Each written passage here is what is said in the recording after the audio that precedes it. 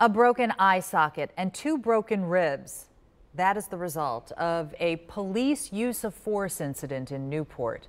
The Not On Your Side I-Team first learned about it last year during an investigation of use of force by officers. Now, Chief Investigative Reporter Craig Cheatham joins us to show how it happened and what we can exactly take away from it. Craig. Kristyn, the I-Team recently obtained the police body camera video from the 2017 arrest of Hugo Aguilar. It highlights the challenges facing police and suspects who can't communicate effectively with each other, and it shows how quickly a tense confrontation can turn violent. The Aguilar incident began when a Newport officer pursued a wrong-way driver. The officers got frustrated when Aguilar and 2 other passengers ignored orders to get out with their hands up, orders spoken in English and Spanish. Watch the guy in the back seat. So officers approached the car. Open the door, the officer told them. Hands up.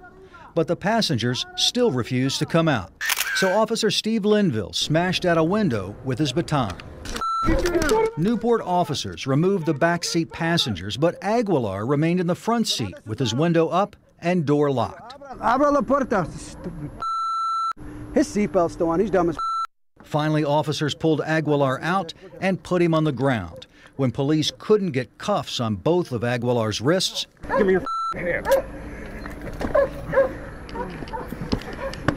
Put your hand behind your back! Officer Linville delivered knee strikes to Aguilar's shoulder and face, while Officer Chris Boyd punched him several times in the side. They ordered Aguilar to stop resisting in English, even though they had already determined he didn't speak English. 2 minutes later, Newport officers discussed Aguilar's condition with a paramedic. Will they take him at the jail like this, or no? Yeah, let's have to clean him up. Yeah, if you guys can You clean him up, they usually take him. There's I mean, no he's water just. on him to scrape it real hard to be done. If you guys can clean him up real fast, it'd be fantastic. Fantastico. All right, Craig, let's talk about the role of body cameras in cases such as this. You've been covering use of force incidents for... I've looked at hours of body camera footage. Right. How have body cameras changed policing? I think in a lot of ways they've changed policing for the better. First of all, if police departments are committed to paying attention to what they see on these body camera recordings and learning from them, they can be a tremendous training tool.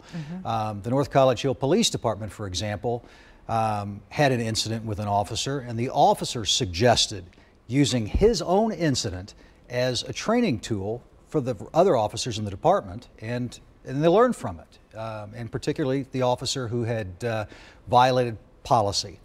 I think it also holds officers accountable for their actions, because if they're using these cameras properly, they are recording the interactions they have with the public from beginning to end.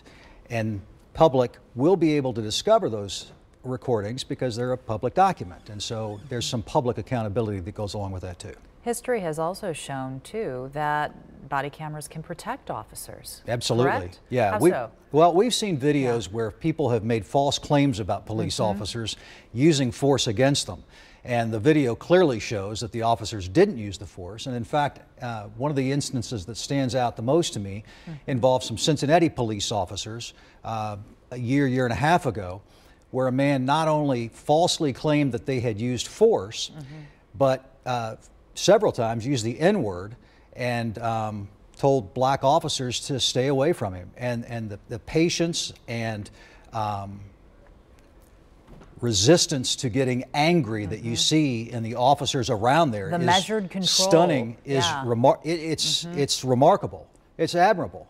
I mean, they stepped back and didn't let that guy get the best of them, and they showed, you know, I think they were a great role model for how to behave under tense circumstances and to not take it personally to the extent that it affects your police work. That's you can take it personally. Everybody takes things personally. Sure. But to hold back enough so that they could maintain the type of behavior that they wanted people to see in their police work.